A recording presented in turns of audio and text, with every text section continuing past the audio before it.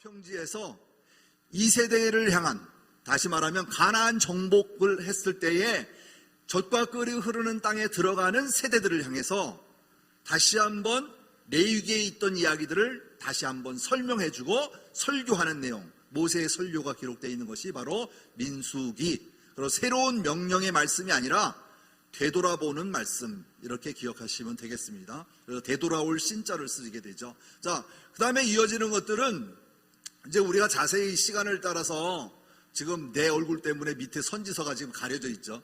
자, 보세요.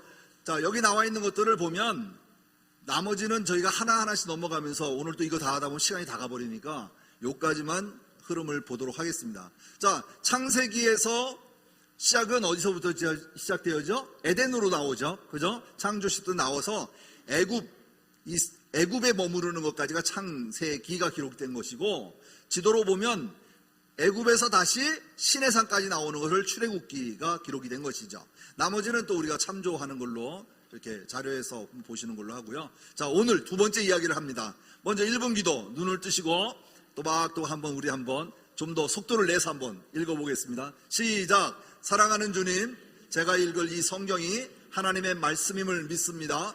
성경의 내용이 이해가 되든지 안 되든지 나의 자발적인 머리로 이해하지 않고 그 내용 그대로 인정하고 받아들입니다.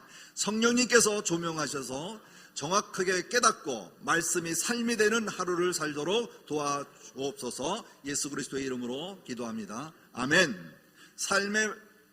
말씀이 삶이 되는 이런 우리의 삶이 되기를 원합니다. 자, 이게 또 피드백이 됐네요. 제가 넘기다 그랬나요? 자, 여기 오늘의 이야기는요, 출애굽입니다. 예, 출애굽해서 시내산에 머무르는 것을 지난주까지 설명을 했습니다. 오늘은 출애굽에서 이루어지는 사건 중에 시내산에서 이루어지는 사건을 이야기를 나누고자 합니다. 그래서 들어가기 전에 우리가 먼저 짚어봐야 될 내용이 있는데, 하나님의 이름이 뭐라고 그랬죠? 금방 보여드렸어요. 하나님의 이름이 뭐죠?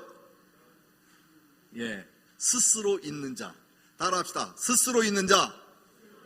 하나님의 이름이 뭐냐 물어보면 스스로 있는 자입니다. 이거를 이스라엘 말로 야훼, 따라합시다. 야훼. 야훼라는 말은요, 우리는 쉽게 하죠. 하나님, 여호와, 야훼라는 말을 우리는 지금 하고 있어요. 근데 이스라엘 백성들은요, 야훼라는 말을 못해요. 두려운 존재고, 또 너무너무 바라보기조차도, 나중에 우리가 흘러가면 알겠지만 하나님의 얼굴을 본 사람은 어떻게 돼요? 다 죽기 때문에 그 이름조차도, 하나님의 이름조차도 막 부르지 못했어요. 그래서 하나님의 이름을, 칭호를 가지고 엘로힘이니, 그죠? 그 다음에 그 외의 이야기들 이름으로 붙여서 사용하게 되어지는 것이죠. 그래서 야훼라고 하는 이름은 우리는 이미 다 보고 알겠지만 스스로 있는 자, 이건 언제 이루어졌느냐? 출애굽기 3장에 보면 모세가 애굽을 향해 나갈 때, 하나님이 가라고 할 때 그들이 누가 보냈냐고 나를 물어보면 내가 뭐라고 답변하겠습니까? 라고 물어보았을 때 하나님께서 모세에게 한 말입니다. 거기 보면, 자, 우리 한번 읽어볼까요? 시작. 모세가 하나님께 아뢰되 내가 이스라엘 자손에게 가서 이르기를 너희의 조상의 하나님이 나를 너희에게 보내셨다 하면 그들이 내게 묻기를 그의 이름이 무엇이냐 하리니 내가 무엇이라고 그들에게 말하리까? 라고 얘기하죠. 그때 모세에게 이르되 뭐라고 그러죠? 나는 스스로 있는 자니라. 또 이르되 너는 이스라엘 자손에게 가서 이르기를 스스로 있는 자가 나를 너희에게 보내셨다라고 말하라고 얘기하고 있어요. 그렇죠? 이 말은 이스라엘 자손에게 믿음의 조상, 다시 말하면 아브라함의 하나님, 이삭의 하나님, 야곱의 하나님이 나를 너희에게 보내셨다, 이렇게 얘기하라는 거예요. 그게 다음에 나온 것이 뭐냐면 스스로 있는 자, 하나님은 나의 영원한 이름이요 대대로 기억할 나의 칭혼이라 라고 말하는 거죠. 그래서 스스로 있는 자, 야훼 하나님이라고 하는 것은 우리가 여호와를 기억해야 합니다. 여호와를 뭐라고요? 야훼. 그리고 이 이름을 스스로 있는 자를 기억하시기 바랍니다. 그래서 베드로전서 2장 9절에 11절 말씀에 보면 너희는 택한 족속이요 왕 같은 제사장이요 거룩한 나라요 그 소유가 된 백성이니 라고 얘기하면서 베드로 전서에는 뭐라고 얘기했냐면 너희가 전에는 백성이 아니더니 이제는 하나님의 백성이요 전에는 국류를 얻지 못하였더니 이제는 국류를 얻은 자니라 라고 말하고 있는 거죠. 완전히 뭐가 되죠? 신분이 하나님의 권속 안으로 들어오게 되는 것이죠. 이해되죠? 우리는 하나님의 백성입니다. 다시 말하면 하나님의 자녀예요. 이제 우리 살펴보고자 하는 것이 이제 십계명에서 이야기가 나오는데요. 자, 어디 한번 봅시다. 이 말씀에 대한 것은 하나님 나라에 대한 회복이고 그리고 이어지는 것이 하나님의 백성을 구하는 구별된 삶을 살도록 하는 하나님의 선택적인 원리가 있는 거예요. 그래서 너는 내 백성이요 라고 한다는 말은 너희가 나와 함께 거룩해지기를 원하시는 하나님의 뜻이 그 안에 있음을 우리가 기억해야 합니다. 다시 말하면 출애굽을 시킬 수밖에 없었던 하나님의 뜻이 어디 있다고 그랬죠? 그 악에서 하나님이 없는 데에서 하나님이 있는 곳으로 이스라엘 백성들을 택하여 구원해 이끌어낸 이것이 출애굽이에요. 그렇기 때문에 하나님이 없는 곳에서 하나님이 있는 곳, 다시 말하면 선택하신 것, 바로 선택된 세상과 구별된 삶을 하나님께서 이루고자 하시기 위해서 출애굽을 시킨 것이죠. 자, 그렇다면 오늘 이제 출애굽을 세 가지 점으로 제가 보라고 얘기했었죠. 그죠? 뭐든지 찍고 가면 좋은데. 그래서 창조 시대 기억나세요? 뭘 찍고 가야 될지? 창조, 두 번째 타락, 그 다음 뭐이죠? 홍수, 바벨탑 사건으로 창조시대를 마감하게 되고 그 다음에 족장시대는 네 인물, 시작, 아브라함, 이삭, 야곱, 누가 있어요? 요셉, 네 인물로 기억하시면 되겠습니다. 그 다음에 출애굽기는 세 가지를 기록하시면 돼요. 자, 구원, 따라합시다. 구원, 율법, 성막, 세 가지인데 구원은 이스라엘 백성들을 애굽에서 이끌어내는 사건이 1장에서 18장까지, 오늘 나누고자 하는 얘기는 19장부터 24장까지 이야기가 하나님의 율법에 대한 이야기예요. 그리고 성막은 25장에서 40장까지 성막을 짓는 사건을 하나님 직접 설계하시고 이뤄가는 것을 발견할 수 있습니다. 자, 그래서 오늘 두 번째 사건, 두 번째 이야기를 시작하고자 합니다. 자, 지난번에 상편 들으셨죠? 한번 들어보겠습니다. 음성 키워주세요.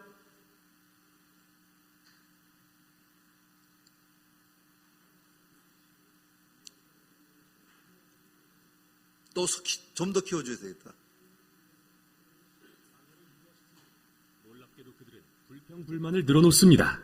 여기까지 지난주까지 이야기죠. 출애굽기의 후반부는 모세가 이스라엘 백성을 시내산 앞으로 데려오자 하나님께서 그들에게 언약의 관계를 제안하시는 장면으로 시작됩니다. 이 장면은 성경의 줄거리에서 하나의 중요한 순간인데요. 아브라함을 향한 하나님의 약속이 한 단계 발전하기 때문이죠. 창세기에서 하나님이 아브라함의 가족을 통해 열방에 그분의 복을 회복하겠다 약속하신 걸 기억하시죠? 여기서 그게 더 구체화됩니다. 하나님은 만일 이스라엘이 언약에 순종하여 하나님의 율법과 가르침과 정의를 따르면 열방의 제사장 나라가 될 것이라 하십니다. 즉 하나님의 대사로서 다른 민족에게 그분이 진정 어떤 분이신지 보여줄 거라는 거죠. 이스라엘 백성은 열렬히 그 제안을 받아들입니다. 하나님의 임재는 시내산 정상에 구름과 번개와 천둥의 모습으로 나타나고 모세는 백성을 대표하여 산을 오릅니다. 여기서 하나님은 언약의 기초 조항인 그 유명한 십계명을 주시는데요. 이것은 이스라엘과 하나님의 관계를 규정하는 일종의 기본 협약입니다.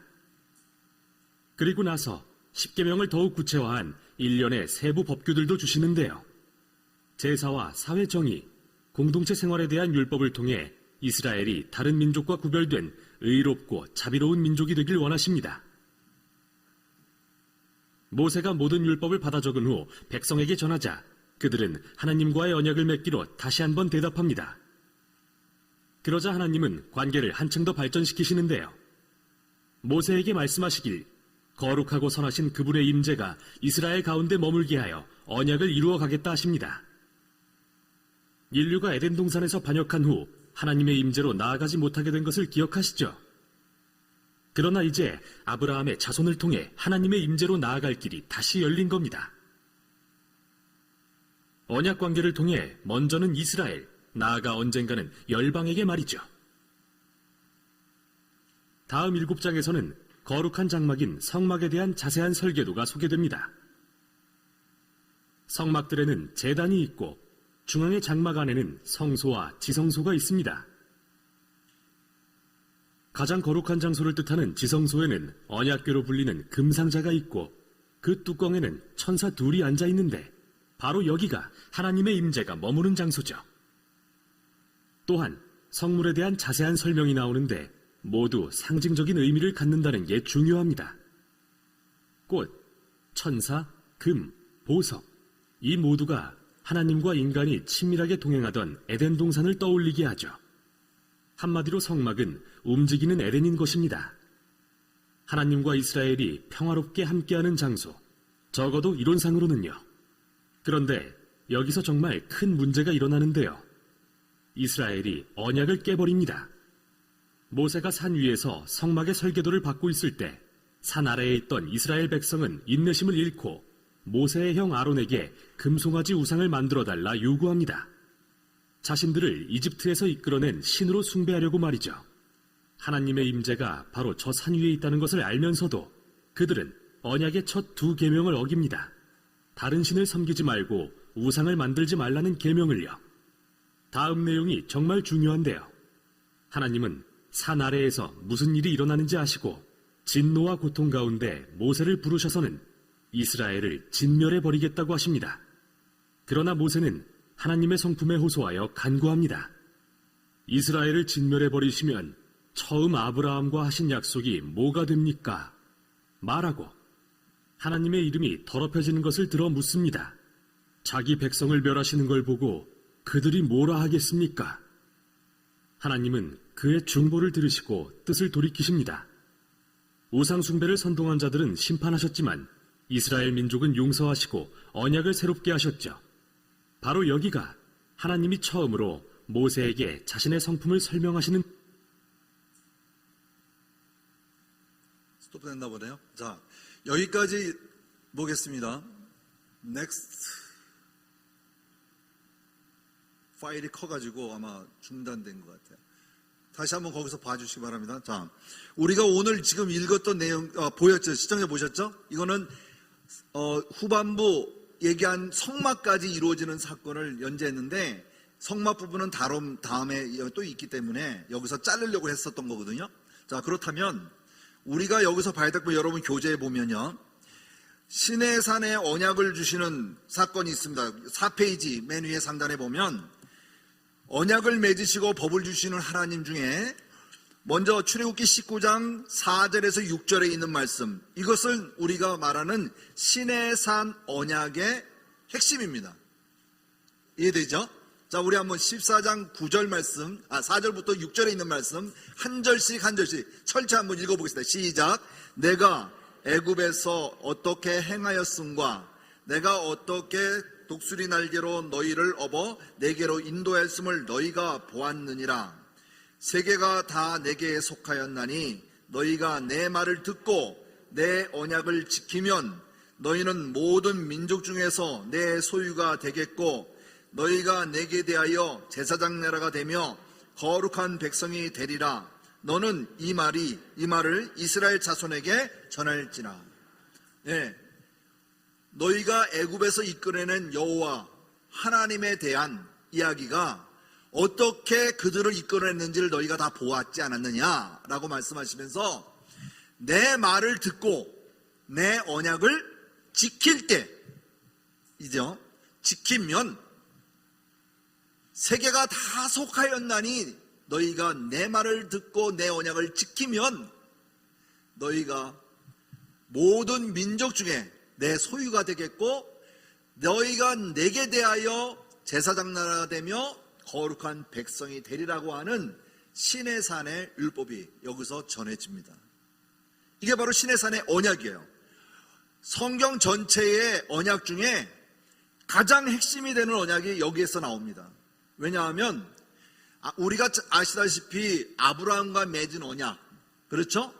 생육하고 번성하는 것은 창조의 언약이 그대로 이어지면서 번성하고 그리고 복받는다라고 하는 개념으로 이어왔잖아요.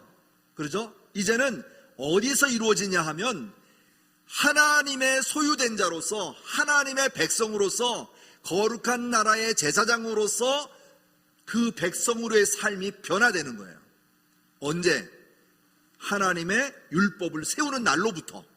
이해되시죠? 그래서 이 말씀을 우리가 다시 보면 하나님 나라를 회복하기 위한 시내산의 약속은 내 소유가 되겠고 제사장 나라가 되며 거룩한 백성이 된다라고 하는 세 개 조항, 이것을 끝까지 물고 갑니다. 끝까지. 포로로 끌려가서 돌아올 때도 내 소유가 된 하나님의 백성으로서 당당하게 돌아오는 사건이 여기서 이루어집니다. 그래서 이 말씀을 전체로 보는 것은 내 말을 듣고 언약을 지킬 때 이루어진다는 것을 우리가 반드시 기억해야 됩니다. 우리가 약속을 했지만 그걸 지키지 않으면 아무 의미가 없잖아요. 깨지고 말잖아요. 아까 우리가 서두에서 보았지만 이들에게 주어진 것은 하나님이 모세를 불러 하나님의 산으로 부릅니다. 우리가 말하는 시내산, 호렙산이기도 하죠. 하나님의 산으로 불러요. 하나님이 임재하신 곳으로 부르는 사건이 19장부터 나옵니다. 거기 한번 볼까요? 19장 보시면 이 말씀에 대한 언약이 가장 중요하다고 표현을 해놨는데, 자 보세요. 자, 이 말씀은 아까 이야기한 대로 아브라함에 대한 언약과 하나님에 대한 관계, 이웃에 대한 관계, 십계명을 통해서 우리는 볼 수 있죠. 그래서 하나님은 이제 남이 아닌 내 안에서의 함께하는 인간의 관계를 형성하기 위한 표현이다라고 하는 것을 우리가 볼 수가 있죠. 자, 그렇다면 이게 이제 24장까지 이루어지는 내용을 한 줄로 흐름을 보았거든요. 책에는 나와 있나요? 네. 보면 먼저 3월 15일 날 시내산에 도착을 합니다. 그렇죠? 아까 먼저 얘기했죠. 하나님께서 모세를 부르십니다. 어디로? 산으로. 그래서 호렙산의 등정을 먼저 1차 하게 되어집니다. 그러고 나서 하나님께서 약속을 주시는데 이 약속을 너희가 지킬 거냐라고 물어보는 거예요. 그 약속을 지키겠는지 안 지키겠는지 이스라엘 백성들에게 내려와서 얘기합니다. 너희가 하나님의 약속을 이와 같이 주셨는데 너희가 이 약속을 지키겠느냐? 좋다고, 지키겠다고. 그래서 다시 산에 오르게 되는 겁니다. 올라가서 두 번째 또 이야기합니다. 하나님, 이스라엘 백성들이 이렇게 지키려고 합니다. 그래? 그러면 또 이야기를 또 계명을 주십니다. 내려와서 또 이야기합니다. 지키겠습니다. 그거 지켜 행하겠습니다. 라고 해서 이루어지는 순서가 8차까지 올라가는 과정이 나오는데, 호렙산에 올라간 계정이 8차까지 올라가는데, 그 중에 성막의 규례를 받을 때 6차 등정으로 올라가서 그가 하나님으로부터 40일 동안 하나님과의 대화 중에 설계도를 받고 있을 때에 이스라엘 백성들이 왜 모세가 안 내려오는 거지? 왜 모세가 이렇게 안 내려올까라고 하는 그 궁금증 때문에 하나님을 대신할 금송아지를 만들게 되는 사건이 나오는 거죠. 그리고 나서 하나님께서 밑에 동네에 이러한 일들이 이루어지는 것을 알았기 때문에 모세를 내려보내는 것입니다. 그래서 모세가 그때의 십계명을 그들에게 두 돌비죠. 하나님이 직접 쓰신 그 돌비를 던져서 금송아지를 부시게 되고, 그로 인하여서 금송아지 사건이 일어나게 되고, 그들이 그로 인해서 하나님으로부터 또 벌을 받게 되어지는 사건이죠. 그리고 나서 하나님 앞에 다시 올라갑니다. 근데 그 전에 금식을 하면서 하나님 앞에 기도해요. 이스라엘 백성들의 잘못을 고합니다. 용서해 달라고. 그래서 하나님께서 그 죄를 그만큼 감해서 벌을 내리셨는데, 마지막 성 8차 등정해가지고 이루어진 것은 하나님의 완성이 이루어지는 하나님과 만나는 기회를 만들기 위해서 성막이라고 하는 것을 설계하시고 만드는 방법, 제사장의 위치, 제사장이 어떠한 기회를 통해서 세워지고, 이러한 모든 것을 다 하나님께서 직접 설계하셔서 설계도를 주시는 사건이 바로 출애굽 후반부에 나오는 사건입니다. 그래서 여기서 보면 19장, 20장, 21, 22, 23, 24장 계속 이어지죠. 여기 보면 하나님께서 20장에 10계명을 주시고 21장에 22장, 23장, 24장에 보면 모든 규례, 다시 말하면 613가지의 조항을 설명합니다. 그 조항을 줘요. 그리고 거기 보면 종에 관한 법, 폭력에 관한 것, 배상행, 도덕, 종교 모든 내용이 다 포함이 되어 있는 거죠. 그래서 이러한 절기에 따라서 이러한 일에 대해서 얘기하는 거죠. 그래서 종에 관한 법에 대해서는 어떻게 할까요? 종에 대해서 21장에 보면 종에 관한 얘기가 있어요. 그러면 6년, 7년이 될 때에는 풀어주는 것. 만약에 그가 결혼했으면 그 아내까지도 풀어주라고 하는 것이 바로 종의 법에도 포함이 되어 있고요. 그 다음에 폭력법이나 보상, 배상법 이런 것도 마찬가지 아시죠? 폭력법 어떤 거죠? 눈에는 눈, 이에는 이 이랬을 때 그러면 다친 사람은 눈을 빼야 되는가요? 그건 아니고 거기에 맞는 상응하는 것을 보상하라고 하는 것이죠. 그러니까 우리가 개념을 잡을 때 이 말씀에 대한 의미는 좀 이따 다시 한번 살펴보겠지만 이러한 흐름으로 하나님께서 우리에게 약속의 계약을 주고 계시다. 계명을 주시고 있다 하는 것을 우리가 분명히 알아야 합니다. 그래서 출애굽기로부터 시작돼서 이루어지는 이 계명 반드시 기억해야 되고 이 말씀을 내 머리에 항상 기억하면서 마음판에 새기셔야 구약을 이끌어가면서 이 말씀의 규례를 계속 되새기게 되어지는 것을 볼 수 있습니다. 제20장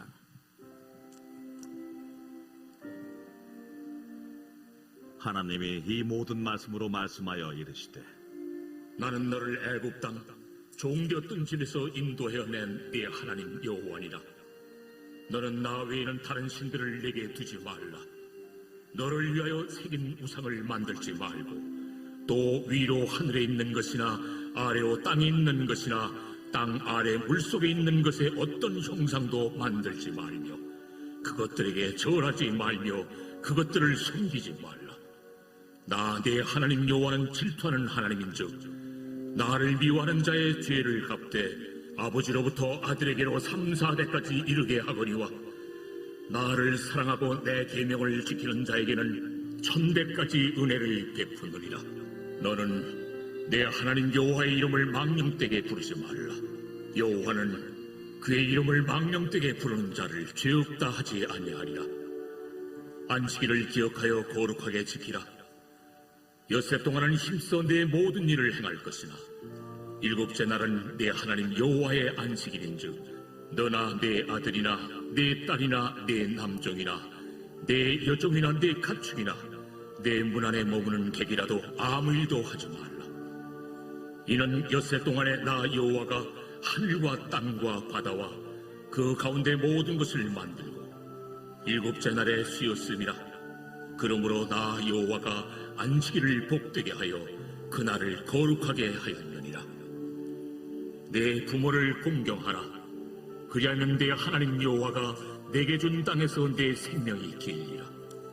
살인하지 말라. 간음하지 말라. 도둑질하지 말라. 내 이웃에 대하여 거짓 증거하지 말라. 내 이웃의 죄를 탐내지 말라.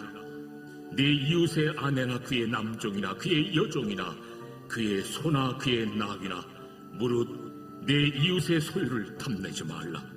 네, 여기까지가 출애굽기 20장 1절부터 17절까지 있는 하나님의 우리에게 주신 10가지 계명, 10계명입니다. 10계명.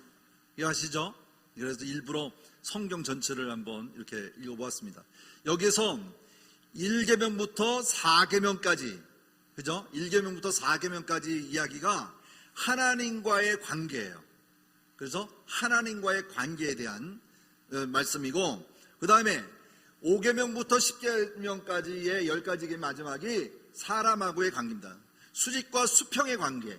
이해되시죠? 쉽게 얘기하면 수직과 수평의 관계를 해서 우리는 십자가 형상으로 이렇게 보이긴 하는데, 잘 기억하시면 하나님으로부터 인간에게 주어지는 관계 속에서는 첫째, 나 외에 다른 신을 섬기지 말라. 그죠? 두 번째, 우상을 만들지 말라. 금송아지는 이 두 가지를 범하게 되는 사건이죠. 자, 오늘 이야기를 왜 이야기를 계속 하냐면 우리가 잘 알고 있는 내용이지만 이전까지는 십계명이 하나님 주어지셨어요. 이 계명 이전에는 이스라엘 백성들이 아무리 잘못을 정했다 할지라도 하나님이 법이라고 하는 걸 세우지 않으셨기 때문에 특별하게 어떤 것을 취할 수가 없었어요. 이해되시죠? 이제는 이 말씀을 주셨고 이 말씀을 통하여 너와 나와의 관계가 형성이 됐죠. 이제는 어떻게 하는 거예요? 이 법을 통해서 벌을 주시는 거예요. 이 벌을 통해서. 심지어 말하면 하나님의 계약이라고 하는 것은 우리와 결혼이나 같은 거예요. 하나님은 신랑 되고 우리는 신부가 된 것 같이 결혼하기 이전에 어떤 사람을 만나든 어떤 일을 했든 정지할 수가 없잖아요.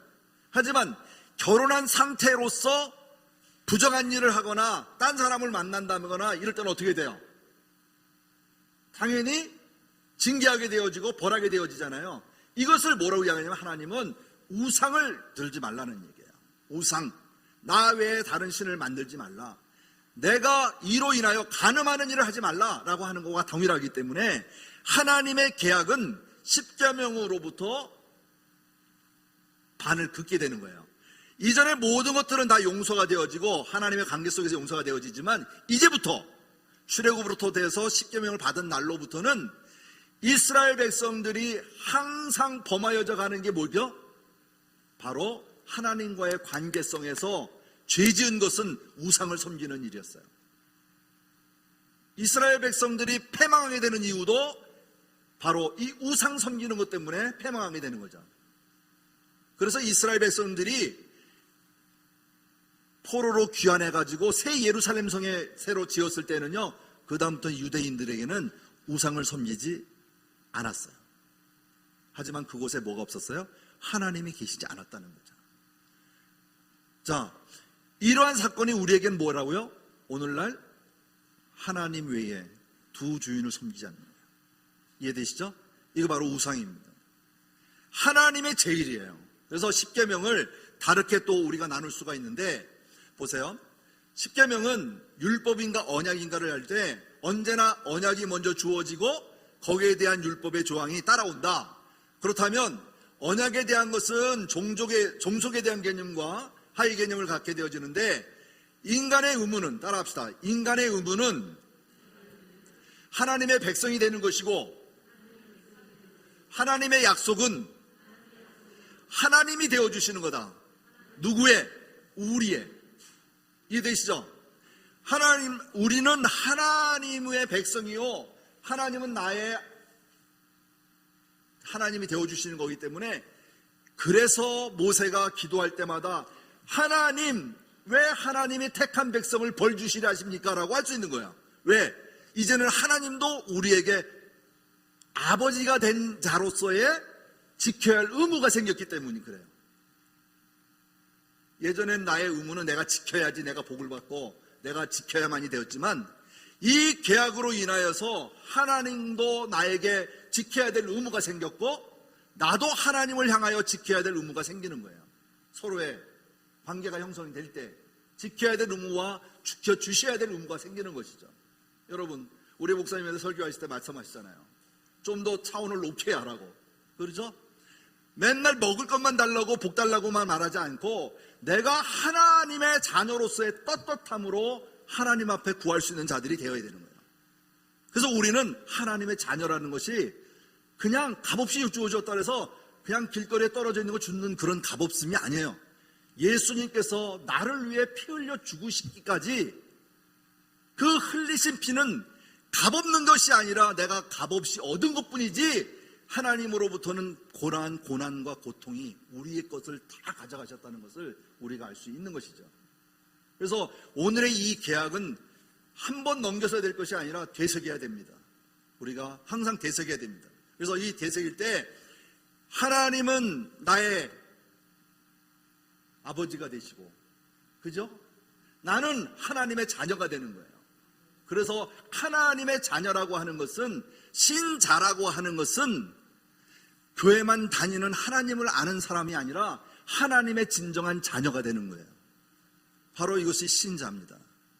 우리 성도들은 모두가 하나님의 자녀로서의 삶을 누리시기를 주님의 이름으로 부탁합니다. 자, 그렇다면 볼게요.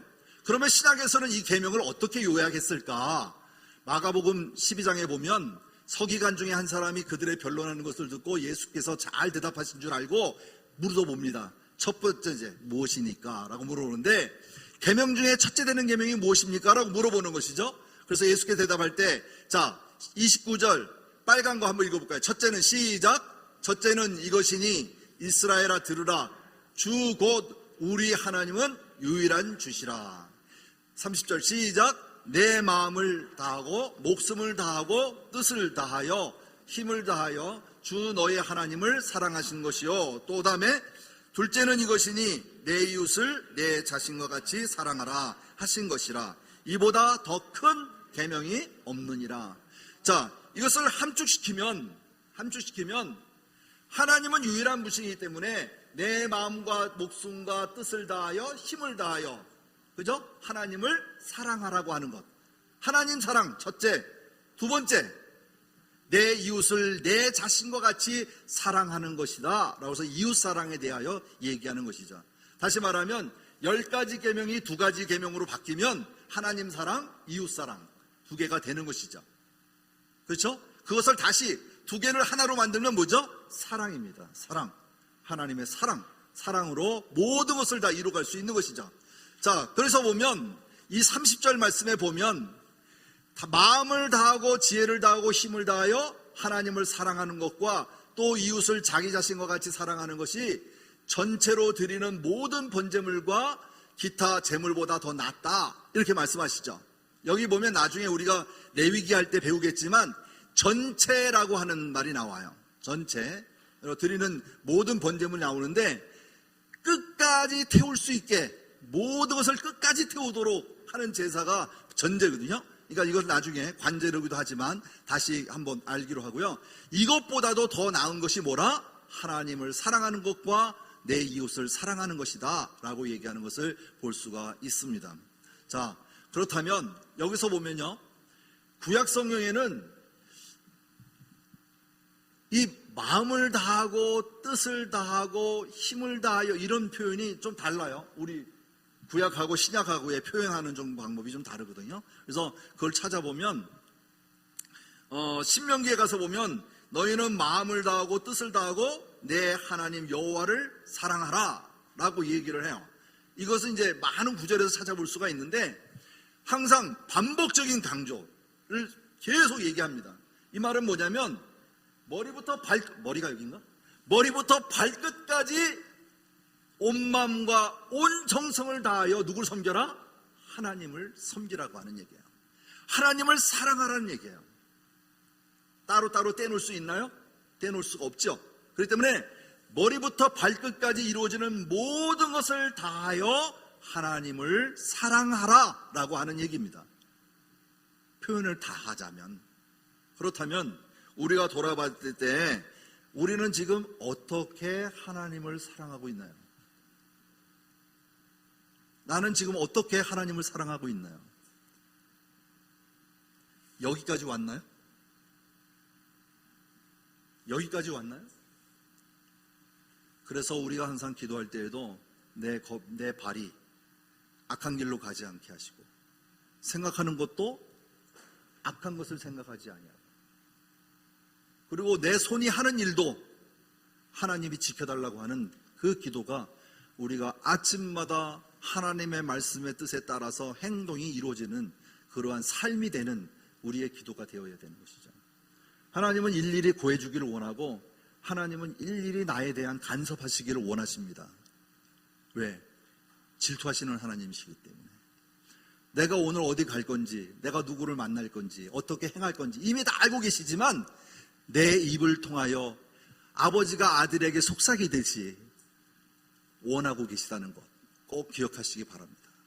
그래서 항상 주님께 두드리는, 우리가 마음문을 두드리고 주님 앞에 물어보는 우리가 되었으면 좋겠습니다. 이게 바로 하나님의 자녀예요. 예? 하루에 한 번도 자녀를 못 보는 우리 혹시 성도님들 계실지 모르겠어요.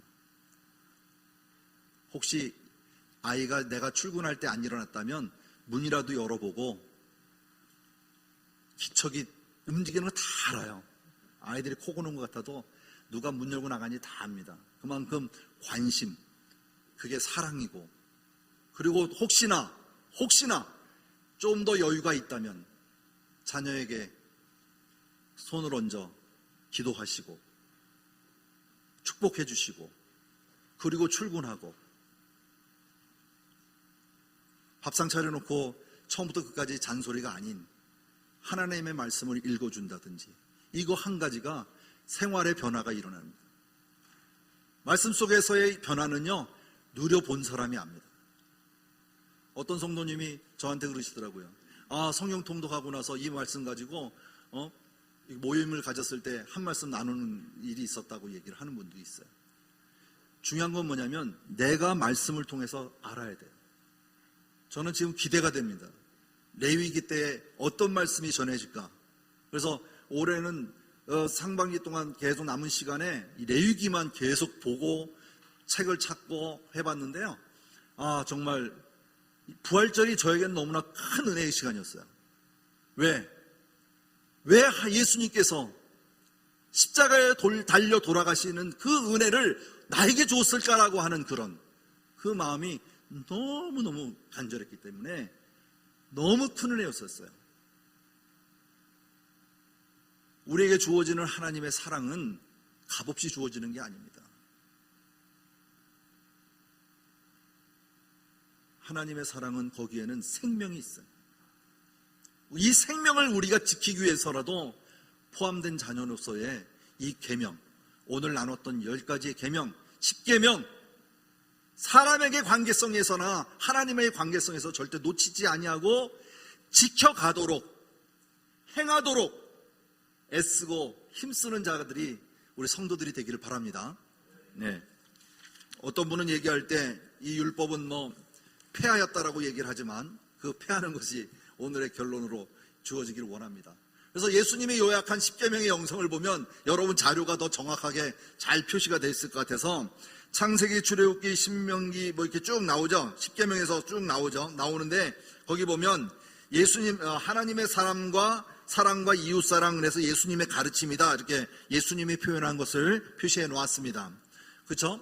그 다음에 나온 거 보면 맨 밑에 보면 사도행전에 보면 모이는 교회와 또 흩어지는 교회에 관련된 얘기가 있죠. 그래서 맨 밑에 보면 성경의 영성은 하나님 나라의 영성을 표현했다, 이렇게 얘기하죠. 자, 그래서 오늘 결론입니다. 시간이 됐기 때문에 로마서 13장 8절 말씀 있는데요. 우리 한번 다 같이 한번 10절까지 한번 읽어볼까요? 시작. 피차 사랑의 빛 외에는 아무에게든지 아무도 빚지지 말라.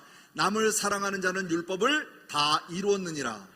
간음하지 말라, 살인하지 말라, 도둑질하지 말라, 탐내지 말라 한 것과 그 외에 모든 계명이 있을지라도 내 이웃을 내 자신과 같이 사랑하라 하신 그 말씀 가운데 다 들어있느니라.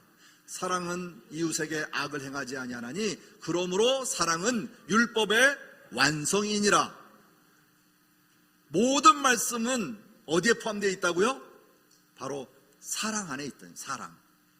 율법의 완성은 사랑입니다. 사랑.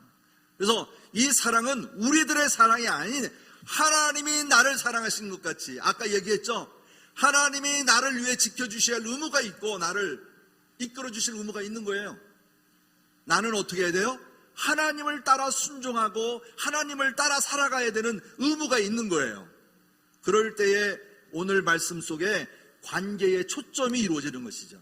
하나님의 관계와 사람에게 관계가 하나님에 대한 초점으로 이루어지는 것. 오늘부터 이루어진 이제 10계명이 바로 20장에서 나오는 과정 속에 10가지 계명. 이로부터 이제는 하나님과의 뗄 수 없는 거예요.